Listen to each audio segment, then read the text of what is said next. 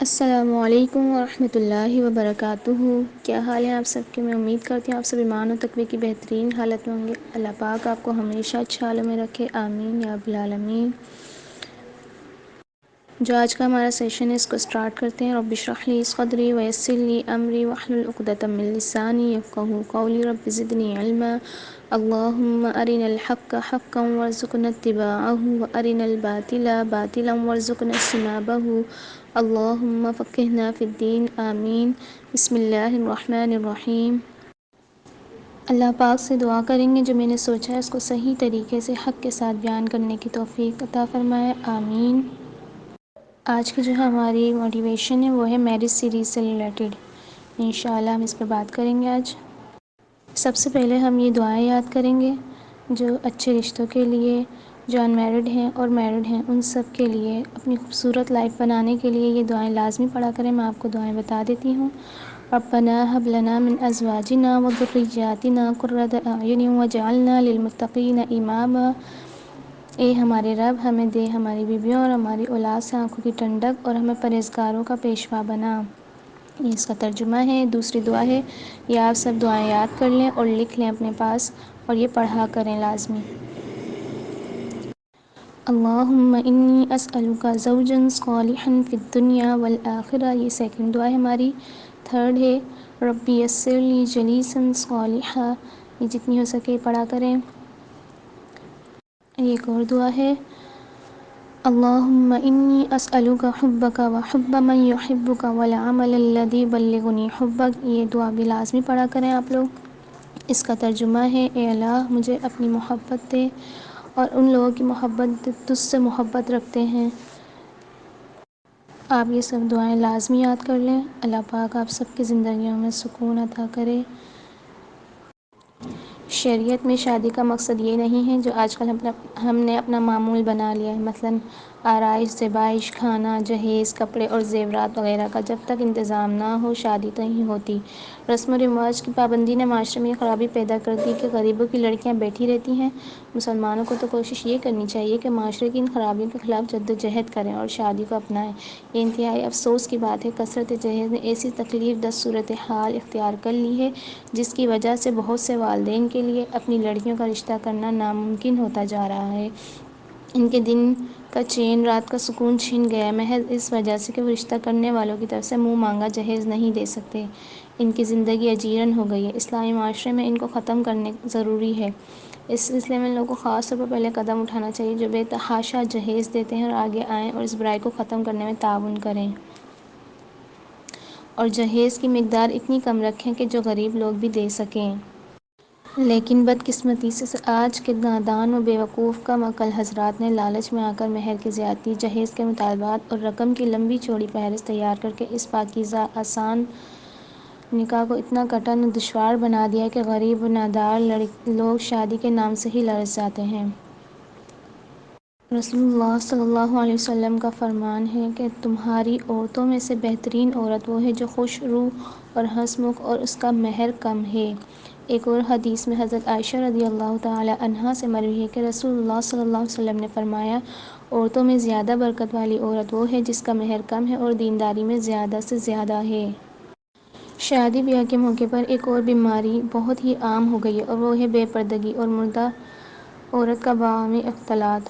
مرد اور عورت کا باہمی اختلاط عام حالات میں بے پردگی بہت ہے، لیکن شادی کے موقع پر اس میں بے پناہ اضافہ ہو جاتا ہے۔ عام حالات میں جو مذہبی اور شریف گھرانے کی عورتیں اس کا خصوصیت کے ساتھ اہتمام کرتی ہیں، بدقسمتی سے شادی بیاہ کے موقع پر ان کی حیا کا بھی جنازہ نکل جاتا ہے اور وہ بھی اس دوران بے پردگی کی مرتکب نظر آتی ہیں۔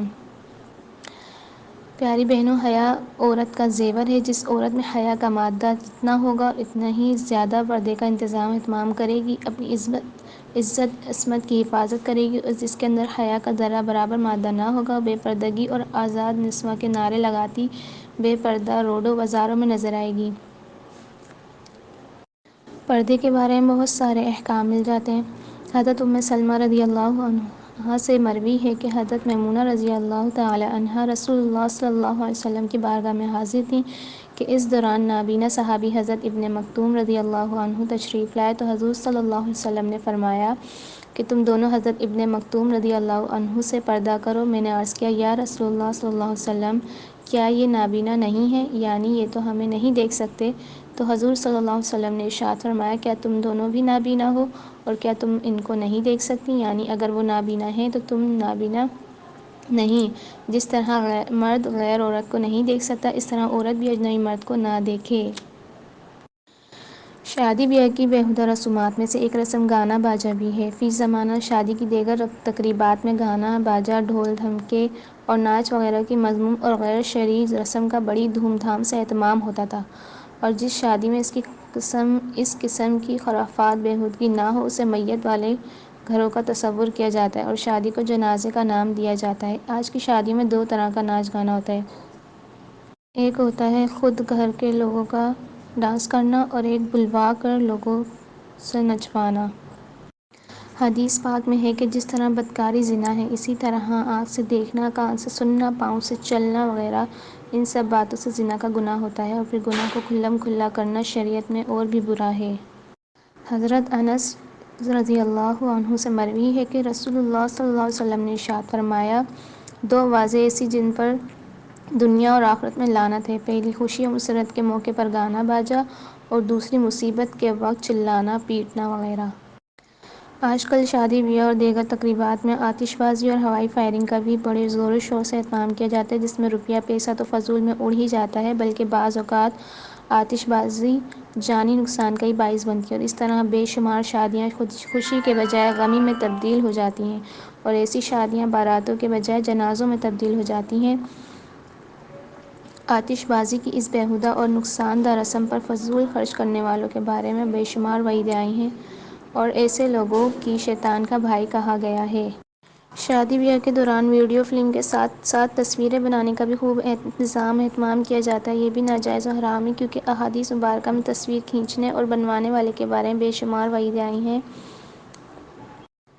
جب ایک باپ اور ایک بھائی اپنی بہن اور بیٹیوں کی ویڈیو فلم بنوانے کے لیے ایک اجنبی نوجوان کو ہی نہیں بلکہ نوجوان کی پوری ٹیم کو کثیر رقم دے کر اپنے گھر لاتے ہیں، پھر بعض بے حیا تو اس پر بھی بڑی بے حیائی سے ہنستے ہوئے کہتے ہیں کہ میاں یہ تو خوشی کا موقع ہے، گویا ان کی نظر میں خوشی کے موقع پر عزت و ناموس کا کوئی پاس لحاظ نہیں، یا پھر خوشی میں ناجائز اور جائز ہو جاتا ہے۔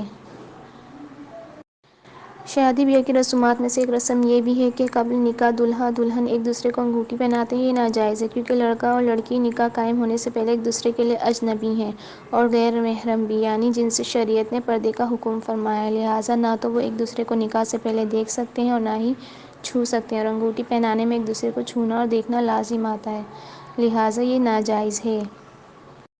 لڑکی والوں کی طرف سے دولہے کو سونے کی انگوٹھی پہنائی جاتی ہے، یہ بھی ناجائز و حرام ہے، کیونکہ دین اسلام میں مرد کے لیے سونا پہننا حرام ہے، جیسا کہ حدیث میں پیارے نبی صلی اللہ علیہ وسلم نے ارشاد فرمایا۔ ابو داؤد نسائی نے حضرت علی رضی اللہ تعالیٰ عنہ سے روایت کی ہے، رسول اللہ صلی اللہ علیہ وسلم نے دائیں ہاتھ میں ریشم لیا اور بائیں ہاتھ میں سونا، پھر یہ فرمایا کہ یہ دونوں چیزیں میری امت کے مردوں پر حرام ہیں۔ شادی بیاہ کے موقع پر بہت سی فضول رسومات ہوتی ہیں جن کا ہمارے دین اسلام میں کوئی ذکر نہیں ہے۔ جن میں ایک رسم یہ بھی ہے کہ جب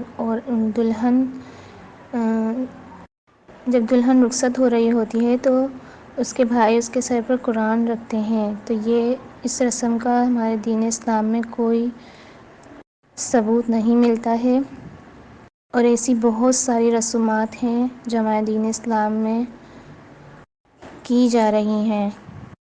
ہندوانہ رسومات تو ہمارے اسلامی معاشرے میں بہت عام ہو گئی ہیں۔ لا حول ولا قوة الا باللہ۔ اللہ پاک ہم سب کو ان ایسی رسومات سے محفوظ رکھے جن کا ہمارے دین اسلام میں کوئی ثبوت نہیں۔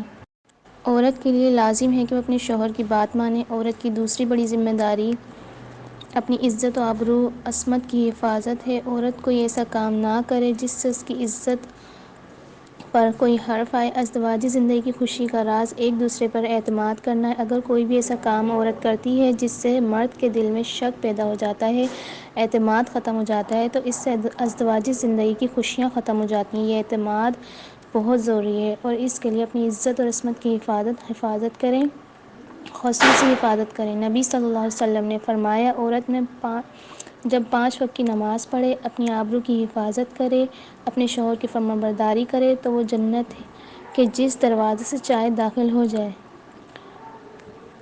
اس لیے شوہر کی اجازت اور مرضی کے بغیر گھر سے بھی نہیں نکلنا چاہیے۔ اللہ ہم سب کے ازدواجی تعلقات کو خوبصورت بنائے، آمین ثم آمین۔ جب ہم نمازیں پڑھنے لگتے ہیں، 5 وقت کی پردہ کرنے لگتے ہیں شرعی جیسا ہمارے اسلام میں ہے، اور بھی دین کے کام، تو ہمیں خود بخود اللہ سے محبت محسوس ہوتی ہے۔ جیسے دنیا میں کسی سے محبت ہو جائے تو ہم اس کی خوشی کے لیے ہر وہ کام کرتے ہیں جو اس کو پسند ہو، بھلے ہی دوسرا بندہ آپ کو گھاس نہ ڈال رہا ہو، لیکن اللہ تعالیٰ لاکھوں کروڑوں ماؤں سے بھی زیادہ محبت کرتا ہے ہم سے، اور جب ہم اس کے حکم ماننے لگتے ہیں تو وہ خوشی تو آپ کو جب ہی محسوس ہوگی جب حکم مانیں گی۔ جب ہم اللہ سے اکیلے باتیں کرتے ہیں، دین کا کام کرتے ہیں، وہ خوشی الگ ہوتی ہے۔ میں آپ کو لفظوں میں نہیں بتا سکتی، لوگ ہمیں بورنگ کہتے ہیں، لیکن میں کہتی ہوں ہماری دنیا میں آ کر تو دیکھیں کیا مزہ ہوتا ہے اس کا۔ دنیا کی ہر خوشی سے بڑھ کر سکون اور راحت ہے اللہ کی محبت میں۔ ہمیں اللہ کے دین پر چلنا ہے اور دین پر چلتے ہوئے زندگی گزارنی ہے۔ سم ٹائم آپ کو لگے گا مشکل، لیکن ہم نے ہر حال میں خود کو اور اپنی آنے والی نسلوں کو بچانا ہے۔ وآخر دعوانا ان الحمد للہ رب العالمین۔ السلام علیکم ورحمۃ اللہ وبرکاتہ۔